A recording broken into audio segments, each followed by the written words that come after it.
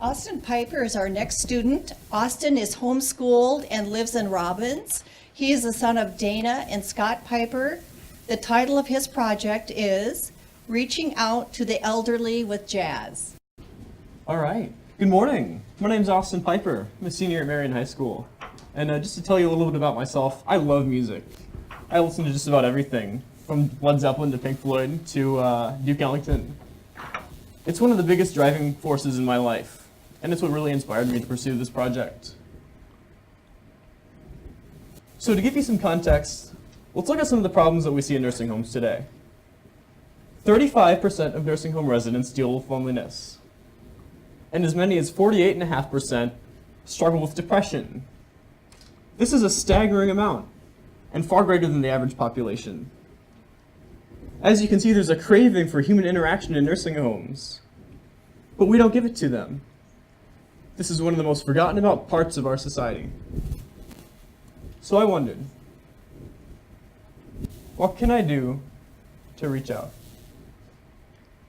Well, I play saxophone at my high school, and jazz is a huge passion of mine. Thinking about this, I figured that I could get some local musicians together and play jazz for some nursing homes. So that's what I did.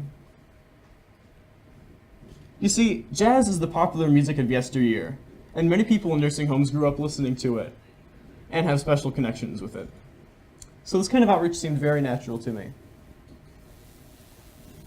At the beginning of all this, I put together a 4-point plan. First, I was going to recruit members for my outreach. I would email local band directors and also use my personal connections. And then with this pool of people, I would form bands with them. My goal at the beginning of the year was to make 3 at minimum. And then each group would practice at least 3 times and then perform for at least 3 nursing homes. Let's talk about how recruitment went. In a lot of ways, it didn't. I emailed 13 band directors in the Cedar Rapids area, and 3 got back to me. And those were all very half-hearted responses. So I wound up not getting any recruits by going that way. So I wound up having to rely very heavily on my personal connections. Because of this, I had to scale my project back a little bit for its pilot year, and I was only able to put together 1 band.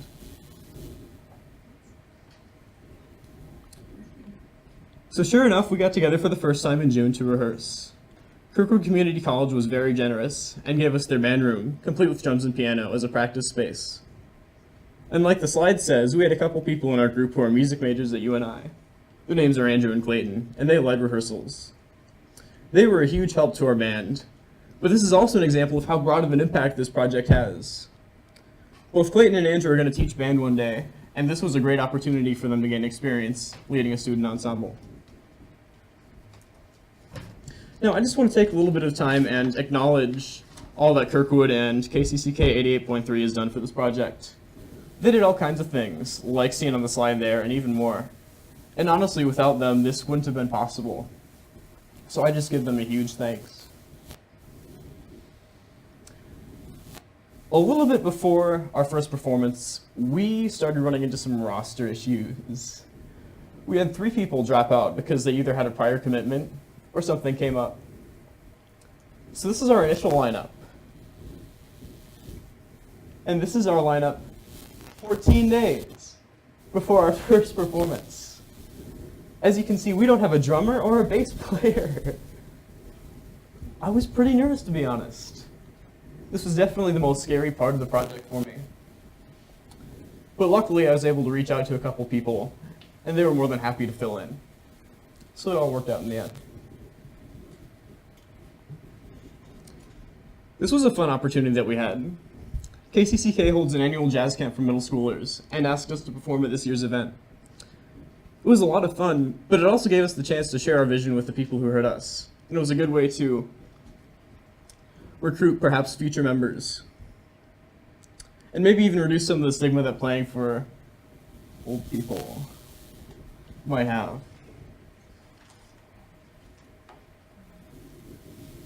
A couple days after that, we played at our first nursing homes. And to be honest with you, I was a little scared going into it. I didn't know what to expect. I know we'd put a lot of time and preparation into this, and we had worked very hard. but I just didn't know how much the residents would appreciate it. But every facility that I went to was thrilled to have us. And it was amazing to see the reactions that we got. Now, I have a lot of stories and conversations that I could tell you guys about, but I have a quick video for you that would probably show this a little bit better. In his mind, it sounded too much like the arrangement you know, Duke's son Mercer actually saved Take the A-Train's initial, original draft from the trash can. Isn't that crazy? I'm pretty sure glad that you did. Like I said, and as you probably know, it went on to become Ellington's signature tune and one of the most recognizable pieces of music ever written. So without further ado, here is Take the A-Train.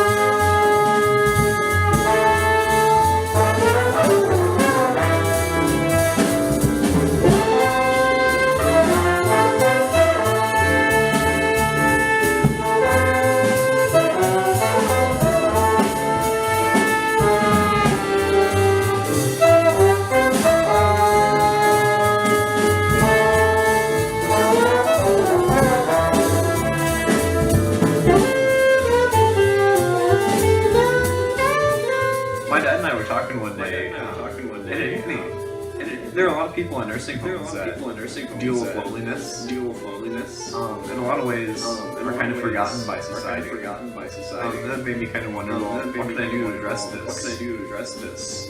And then it hit me. A lot of people in those situations, they grew up listening to jazz. And I realized that I could fill this need. I could reach out to these people. By playing music for them. It's something that I enjoy.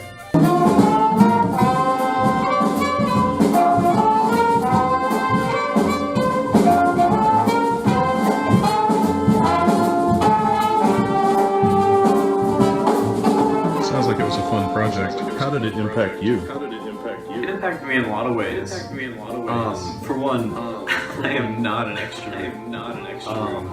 It was definitely a challenge for me, organizing, all these people and putting all these things together. But it was a huge learning experience. I grew a lot as a person and as a leader. Did you enjoy hearing the band today? Is it, what's it like to watch young people play some of the same kinds of music that you danced to when you were their age? And I love this band too. That's wonderful music. Wonderful. I'm so glad they came to entertain us. What was your favorite tune?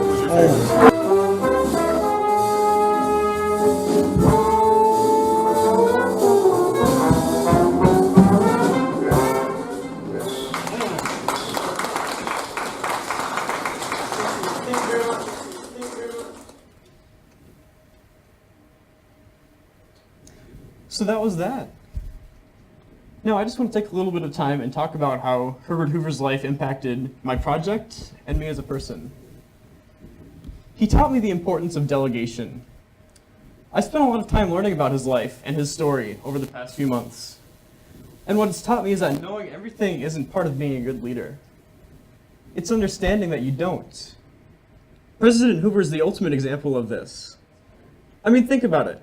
Is there any way that he could have formed the Commission for Relief in Belgium on his own? Of course not. He himself didn't have anywhere near the resources to do it alone. But he realized that others did. He wasn't a miracle man. He was an organizer. And he inspired people. And he used these skills brilliantly to save millions of lives. He also taught me what willpower is. He left the presidency in 1933 considered a failure by many. After this, he could have given it all up and quit public service. But he didn't. He persisted. He continued fighting for what he believed in and continued to make a difference until the day he died. I'm not sure if I mentioned it before, but I want this to become an annual outreach. And there are a couple things that next year I would like to do differently. Now, because there are time constraints on this presentation, I won't talk too much about this, but if you do have any questions, I'd be more than happy to answer them.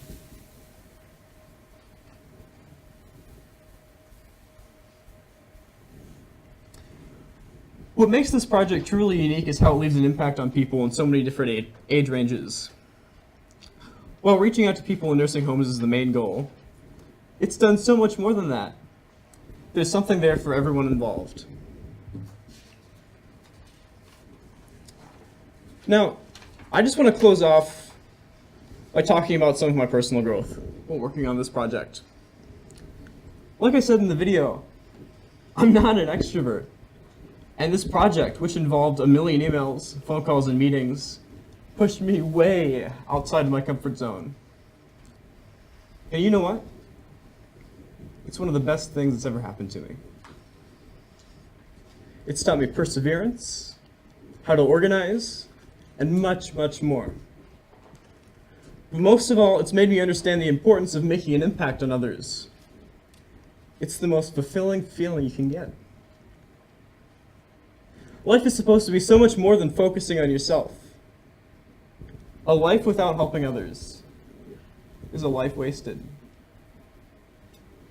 Thank you for your time.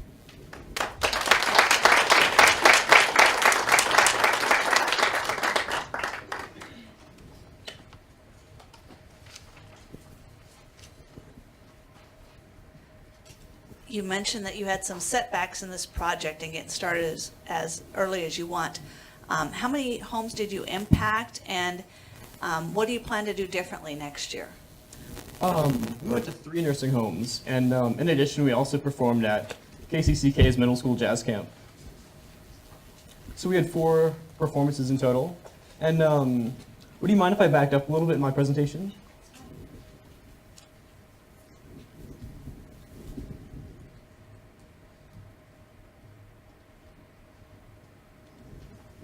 So next year, I'm going to start earlier because I sent out an email in late April, and by then, people have their summer plans pretty much set. And like band directors were thinking about like state band competition, and there was just so much on people's minds that it was hard for people to fit it in their schedules.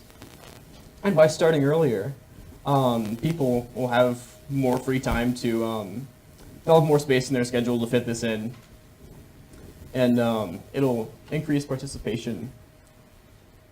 And then this year it took about a month total for practices and performances, and that just takes too long. It's too much of a time commitment for people.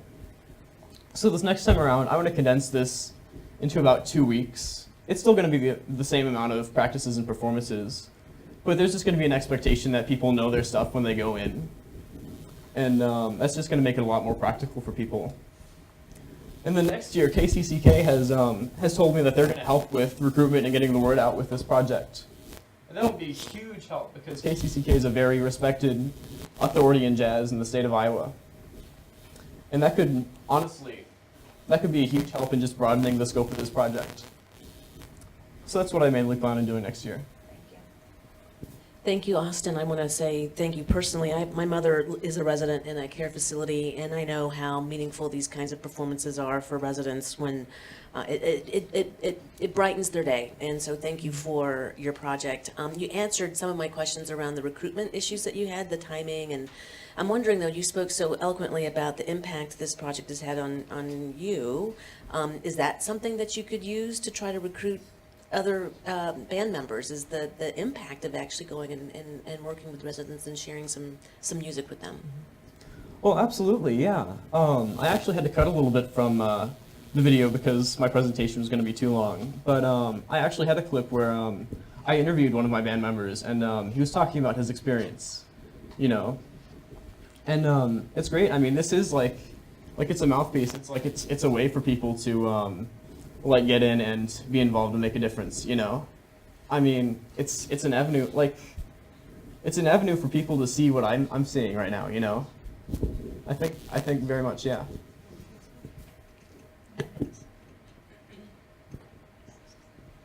Thank you.